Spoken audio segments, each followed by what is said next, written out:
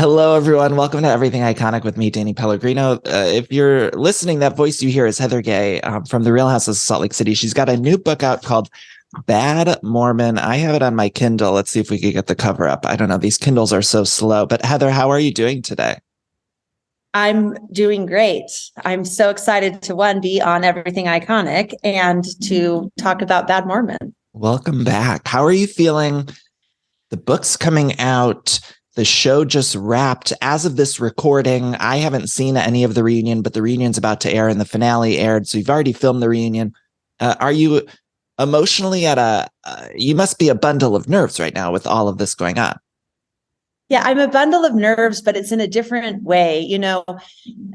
Housewives is a lot, and it's just kind of, I talk about it in the book a little bit too. It's like an ocean of stuff every episode, every week. It's just new stuff, new memes, new personalities, new experiences. So while it's filming, it's a lot, but that's coming down. And then I'm about to give birth to this baby, which is my book.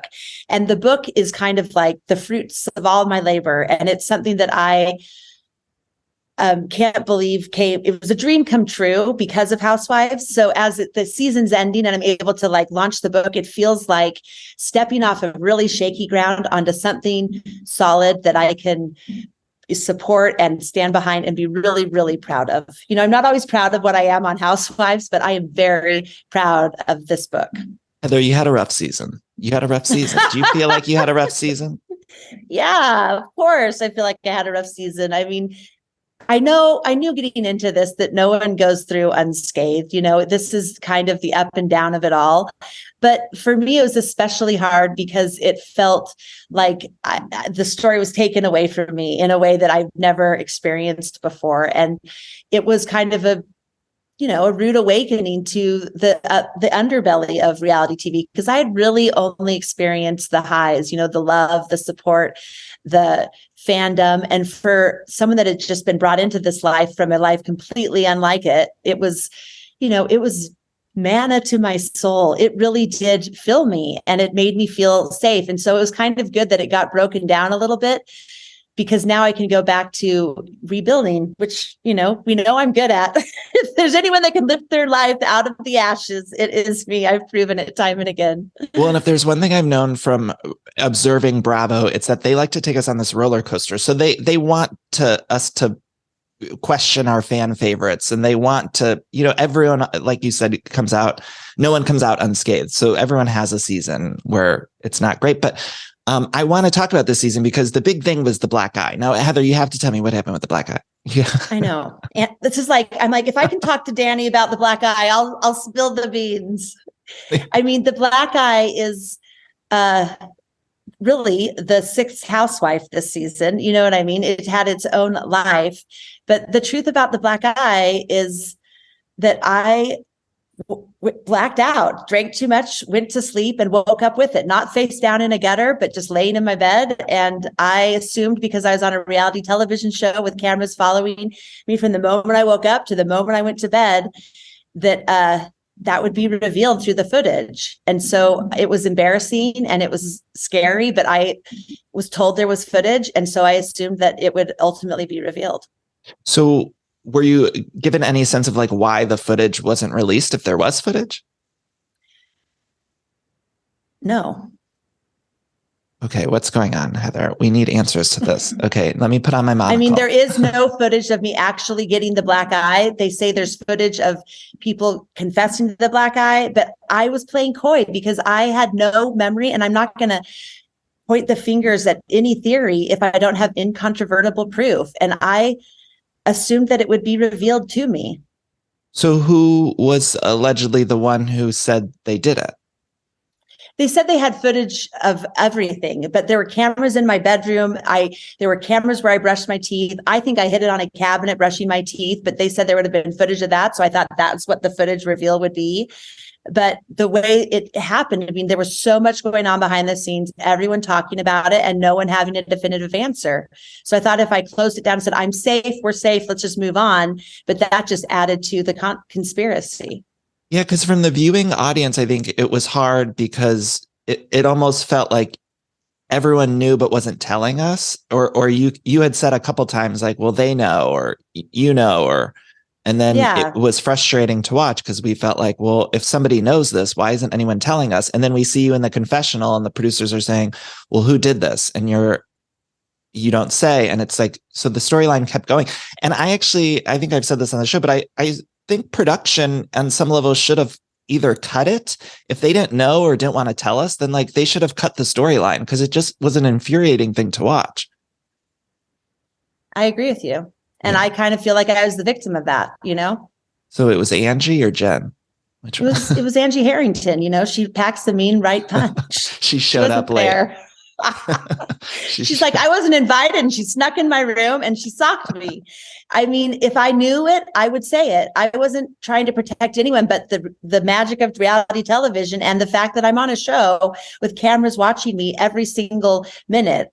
I had vague theories and memories, but nothing incontrovertible. And I didn't want to step out and say anything unless I knew it to be true. I was embarrassed and ashamed. So you won't tell me who allegedly said they did it. There's multiple theories out there, and they are all most likely false. Will we ever get closure on this storyline? Do you think? Like, will either production or you be able to release more information on this ever? I have told everything I can tell, what I have remembered, what I didn't remember, to a multitude of people, attorneys, doctors, and I am the last person to clarify this. I'm the one that woke up with a black eye and no memory of how I got it. And the theories that I have been disproven. So see, this all feels like it makes more sense to me now. It feels like, yeah, okay. In a weird way. I don't want to leave. I mean, I'm a Housewives fan. I don't want to watch this type of BS either. And I certainly don't want to watch it and film with a giant black eye.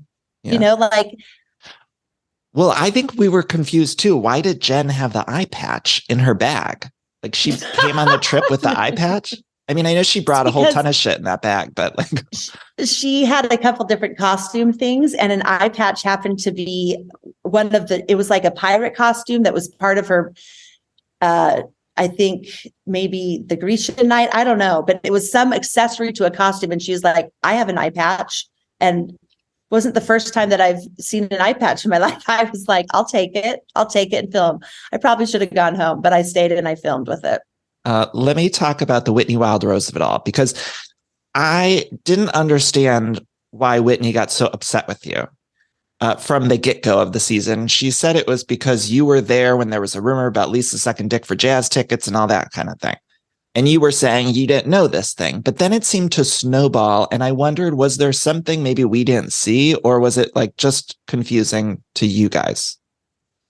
Well, I mean, that was just confusing to me because I had no memory of anything. That is the type of thing that I would turn my ear to. Blowies for basketball seats. I'm not going to turn a blind eye or ear to that. And I knew I'd never heard it, but I had just talked to her in San Diego in that room where she said all of these things about sexual favors for Vita Tequila. So when she was saying Heather knows, I was like, from the hour ago in the bedroom, that's what I'm copying to now. And then when it became the jazz game, that was absolutely out of my scope. I had no knowledge of that whatsoever. And she felt like that was a cousin moment where I should have said, back her up and ask questions later. And I was so confused by it that I couldn't back her up, and I wouldn't back her up. I never heard her say that. I never heard Angie say that. I don't even know where those special courtside seats are. And if I did, I'd be finding ways to sit there. Right. I love that storyline. I mean, it made me laugh. That whole thing really made me laugh. But so is there any hope for you and Whitney in the future? I saw online you had refollowed her, and then she had like tweeted, oh, she refollowed me now that her friend's going to prison. And Whitney was Jen's friend too. That whole season, Whitney was courting Jen to be her friend. So that was a little bit of a low blow. And I am not following Whitney, and I don't want to follow her right now. I feel like her content is mean and angry and reaching, and it's nothing I want in my feed. Is it someone doing it for her? I don't know. We haven't spoken. Okay, but wait, I suppose like the fan response or the question we have watching it is, you're so forgiving of Jen Jen and everything that she has said or done to you and all that kind of stuff. And we've heard you say how much of a ride or die you are. But then it seems like hard for you to get over this thing with Whitney. Do you feel that, or is there something we're missing, a piece of the puzzle? There's a piece of the puzzle you're missing, which is that after that fight, Whitney and I had resolve and we were good. But then when the cameras came back up, it was like suddenly there was supposed to be drama. And it wasn't even really when the cameras came up. It was really when I saw the episodes play back, a year later, and I saw what she was saying in confessionals, and I saw kind of the storyline she was creating. And that wasn't my experience. And that was doubly hurtful. And, I came into this meeting Jen, and I have known Whitney, and we had a bond that was much more sacred than my relationship with Jen. And I forgave Jen because Jen apologized and it was real, but Whitney didn't apologize for what was fake. So how do you just move on from that? Yeah. So we'll see that play out a little bit more on Ultimate Girls Trip, right? Because the two of you are on season 3 of Girls Trip. Yeah. And we were excited to go. We talked about it. We were so thrilled to go. And I was hoping this was like Bad Weather back, but she really doesn't want to be a part of Bad Weather. She doesn't want to be my friend. And when someone that you have loved and been that close to really makes a bold move like that, that's out of character, it's really hard for me to recover from. Like, I would rather sleep with a snake knowing what might happen than go to sleep with a kitten and wake up with my eyes scratched out. It hurts more somehow. It feels like a bigger slap in the face. And I considered Whitney to be on a much deeper level of friendship than I did Jen. Speaking of scratches, that was the other thing with the black eye. You had the scratches too. It's like, what was going on with the scratches? I think the scratches, I don't know, but I think the scratches had to be from I had to run on the beach and fight in those balls and the sand castle contest. And, we had been roughhousing, and the things I saw myself do that night, it's embarrassing. It's really embarrassing fun for me. I wasn't really, I just was in a lot of, I think, I just wasn't happy. I didn't want to be on that trip. No one wanted me on that trip. And Whitney was courting Lisa and Jen to be her besties. And I was just out in the cold. And, I self-medicated a little too hard, and I shouldn't have. I don't buy the Whitney and Lisa of it all. I don't think they're actually friends at all. And they've seemed to have created an alliance, but I think anyone can sort of see through that, in my opinion. Yeah. I'm just not into an alliance game. I'm either all in and I'm your friend and I'm going to try to be ride or die as long as I can, or I'm just not going to do it. I don't want strategic friendships. I want real ones or enemies. I'm more comfortable with that. Do you see a future with Lisa? Like the two of you? Okay. Yeah. A future of us just fighting like cat and mouse for the rest of our lives. That's why we're probably cast on this show.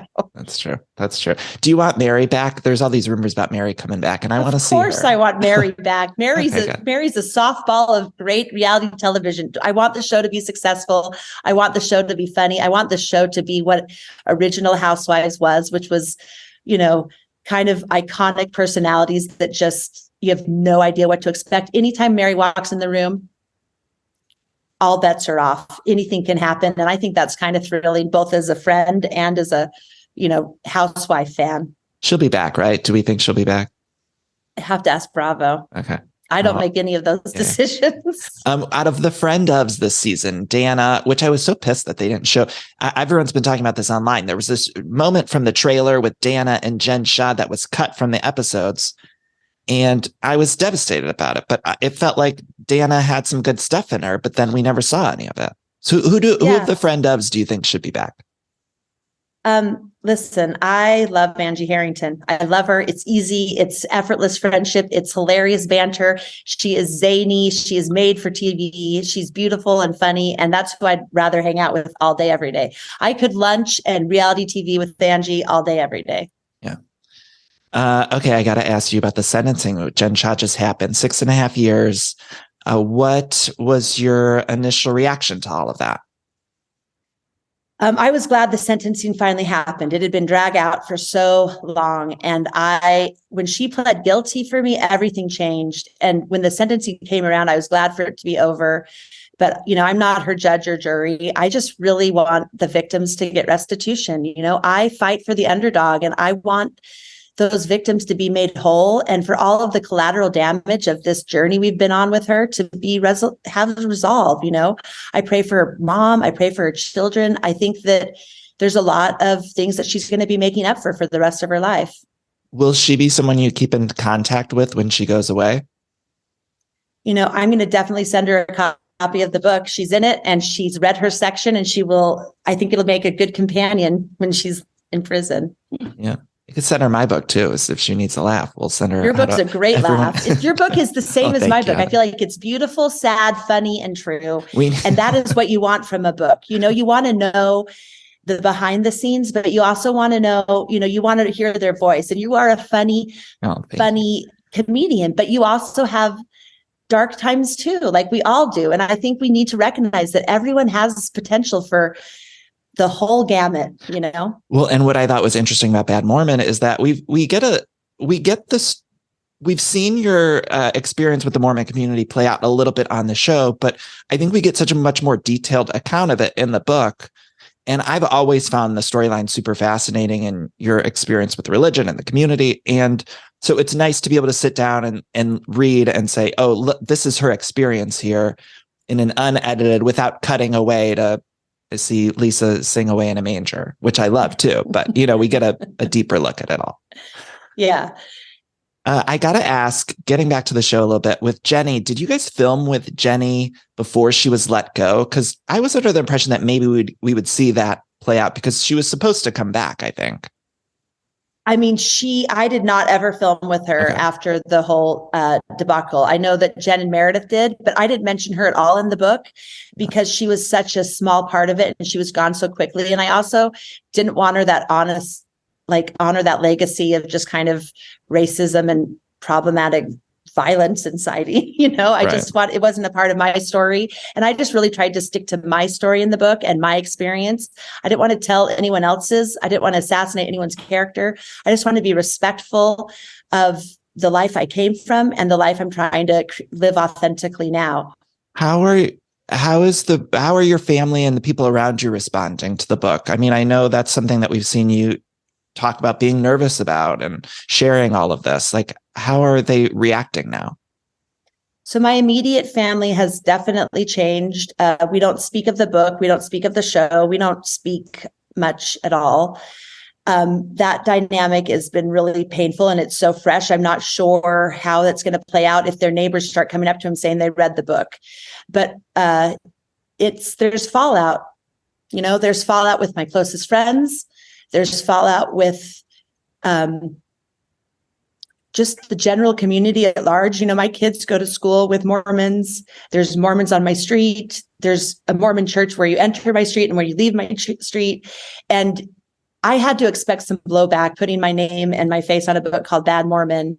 But the reality of it is it's really real. It's here. I live it. When my kids don't get asked to a dance, I secretly feel like it's my fault because some moms saying, you're not taking her. She doesn't have any standards or morality. She's not Mormon anymore. Like, that's kind of how you fall off a cliff. Well, they're my friends too. Those moms are my friends. And so you can feel the exclusion and the microaggressions immediately. Even when you go to a party with your family and they're like, so have you been keeping busy?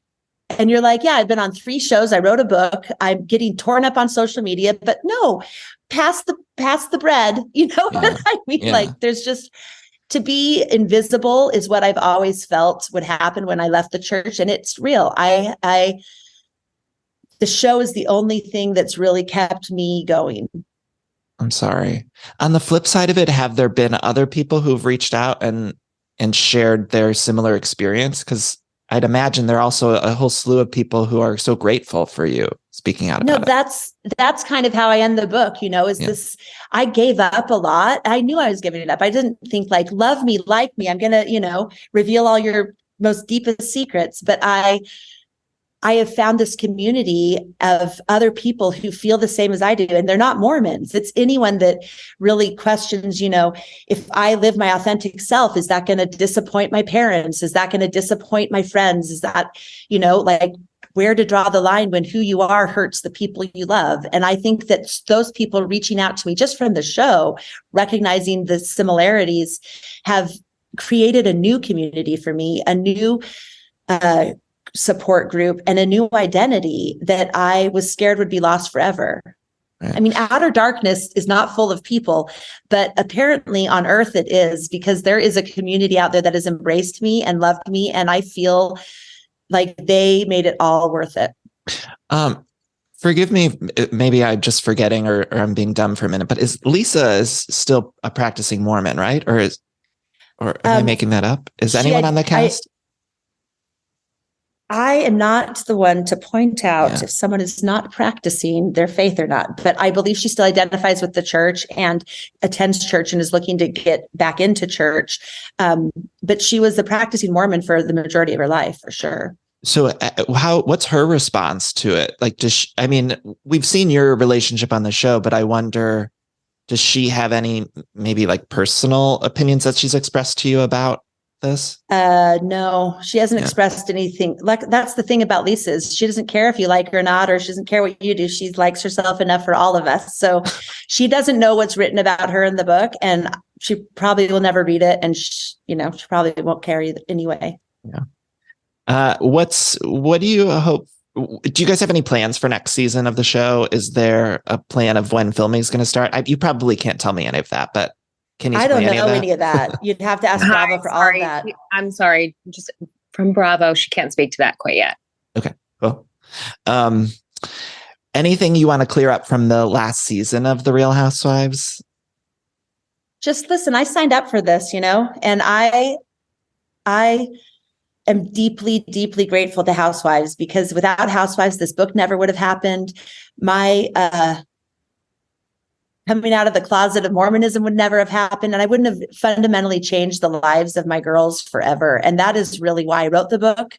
That is why I am willing to take the hits and the accolades, because it's worth it. I mean, I wrote this book because if I was going to break the legacy of like every generation before me that has been tried and true Mormon pioneer, I wanted to make sure no stone was unturned, and that I told my story as authentically and as respectfully as possible. And I know I said things in here that people will be shocked by and that they'll be hurt by and feel betrayed by, but I tried to be respectful and still respect my authentic experience as I learned all these things for myself.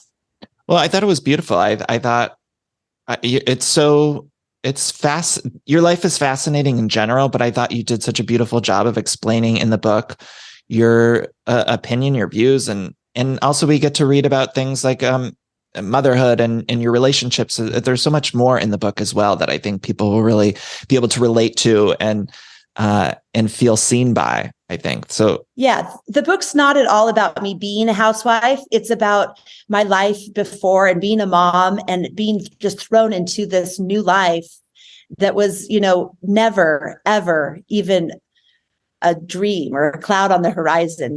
I was just getting up and going through the motions, and everything changed. Have you heard from Rihanna lately? I know Rihanna follows you on Instagram. She only follows a select few of people. She's getting a copy of Bad Mormon, and she is, that's the thing, is when the chips are down, if Rihanna and Chrissy Teigen are still in your corner, I mean, how can you complain? I know. It's like if Rihanna likes you, that's all you need. I mean, honestly, and yeah, she's just the best. I'm so excited for the Super Bowl. Okay, let me get your take on some of the other housewives. Are you watching the other franchises right now? I'm a big fan of Miami, but I've really just been focusing on this book, Danny. This is really... I know you're busy. You're busy. Did you get along with all the people on Girls Trip, or is there friction with anyone besides Whitney? There's always friction when you throw 6 alpha women in a room and on a yacht, but we had a great time. There was a lot of fun. I saw Giselle at the photo shoot. She said, "We had fun. Didn't we have fun?" I said, "Yeah, learning and getting called out can be fun." It can be fun to learn things about yourself. No, we had a great time. It was an incredible, incredible experience. I feel really lucky to have done it. I'm so excited. As of this recording, we haven't heard any information about when it's coming or whatever, but there have been rumors on the internet. I'm very fascinated. There's this rumor about Leah throwing poop at an elephant thing or something. And it seems so crazy that I'm so excited to watch it all play out. Well, yes, you have to stay tuned. Okay. Heather, I think I got it. Oh, the last thing I want to ask you is in the finale, we see this scene where you're talking about Coach Shah, and you sort of implicate that he knew a lot more than maybe you had previously thought. Is there anything else you could tell me about that scene or your feelings in terms of Coach Shah at all? Yeah, that scene unfolded as it was happening. I mean, I was in New York with Coach and Jen saying, we're going to fight this. God is with us. She is innocent. We're going to prove her innocent. And I went home and then got a call that she was pleading guilty, and then met with Lisa for lunch the next day. So you were seeing me just wrapping my mind around how everything would have changed overnight and what my theories are. And, you know, I'm not the judge or jury. I just think the victims are what we need to focus on. They need to be made full restitution. And, we just need to hope and pray for that and for the collateral damage, not just of Coach Shah, but the entire family, you know? You must have felt some betrayal after defending so long the innocence, and then to find out it wasn't. Yeah, you feel like a fool. But in the book, I really write about, you know, be taking from a life that I had no experience in any of this and being kind of thrown into it, and meeting Jen Shah I met Jen Shah at the beginning of filming, and to be kind of dazzled by all of it and this lavish lifestyle. And where does the money come from? And then to find out later that it was all a lie. You know, I never, ever regret defending my friends when they are telling me they need my support and they are innocent. That is who I am. That is who I want to be. But when you plead guilty to horrible things, you have to make it right. And that is where I stand now. Heather, I always love chatting with you. You know that. Thank you so much. I want to encourage everyone to go check out this book, Bad Mormon. It's out officially on the 7th, I believe, February 7th, correct? And there's an audiobook? There is an audiobook that I narrated. How was the narration? I freaking loved it. I asked it, like, do you have other books you'd like me to read, perhaps? I mean, that's my zone. I'm a reader.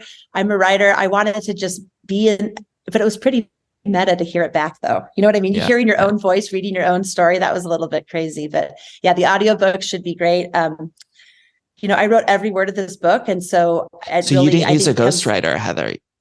No, I mean, no book is a one-woman show, but I absolutely wrote every word of this book and can defend. You could tell me a page number, Danny, and I could tell you exactly the word choice and why. Well, as a ghostwriter myself, that's not always the case, especially when it comes to Housewives books. That's why I'm so passionate about it, is because I knew that I had to tell the story from my perspective. It's very nuanced. It's very subtle, but it was really for my children. I wanted them to know why we left the church and why their mom behaves the way she does sometimes. How are the girls? How did they feel after the season? You know, it's been a hard season for them. There is a lot of bullying. There's a lot of mean people online. Ashley's of age now. She's 19, so they hit her hard with it. But the thing is, we've been through rough times. Like, these girls have seen me at my darkest, and they have rallied around me and supported me. And they are happy to see their mom. So happy. I mean, they are my biggest champions, and we're in it for the good, the bad, the ugly, because we have pulled ourselves out of something that I never thought we could have, and that was leaving the church. Well, I just want to encourage everyone online, do not go after the kids or tweet anything at the kids or Instagram anything with the kids. Like, we have to all remember this is a TV show as well. And so, like I said earlier, we're all on this roller coaster ride together. And so, although people might not have the best season one season, we all come back from it. And that's the ride we sign up for with Bravo. And so we just I want to thank you for opening up your life and to being so vulnerable about all of this stuff, because that's what I think makes the best housewives, is when they're not afraid to show these different sides of themselves. Because if everything is all sunshine and rainbows all the time, it's not going to be good TV, but it's also inauthentic. So Heather, thank you. You're welcome. Thanks. And I will see you in Salt. I've got to come to Beauty Lab and Laser. I just got to see the parking lot where the Homeland Security showed up. You got to see it all. We'll get you a t-shirt. We'll merch you out. You're in our town now. We got to show. We're proud of our town. My dream. We'll show you around. And speaking of, just everyone can go get tickets at everythingiconic.com and be in Salt Lake City. Heather, I will be there. I will be there taking selfies with and trying to steal the spotlight from Danny. So show up. Please. I'm going to make you come on stage and Yeah. Oh, for sure. Can I'll we wear bring- a great outfit. Can you bring the eye patch? Do we have the eye patch? Angie Katzenavas took the eye patch from the party. She brought it to me at the party, but then I heard she took it home. Oh no, I think production got it back. So I yeah, feel I'll, like I'll try that's to find the something iconic eye patch. They should put that in Danny, the I clubhouse. actually don't really want to talk about the black eye anymore. It's really a black eye on my life, so I Well, might not wear the patch. Isn't that the That's funny what thing got though? me in trouble. Isn't trying that to the be funny funny thing about though? it. I know. And the funny thing is though, like I feel like everyone's saying they're so tired of the eye thing, but we also want answers. And so it's like even preparing for this interview, I'm like, I know we're all tired of the eye patch thing. But then also I know everyone, if I didn't ask you about the eye patch, they'd be like, well, why didn't you ask about the eye patch? Well, this is the thing. Like, I'm the one that woke up with the black eye and didn't want to talk about it. And that's reality television. That's all we're talking about. Oh my God. Oh my God. Well, we're we're going to talk about it. We're going to change the conversation to Bad Mormon. Everyone's going to pick it up February 7th. Heather, thank you so much for your time. All my love. And I will hopefully see you very soon in April. Yes. See you soon. See you in April. Congratulations, Heather. Thank you so much. Thank you.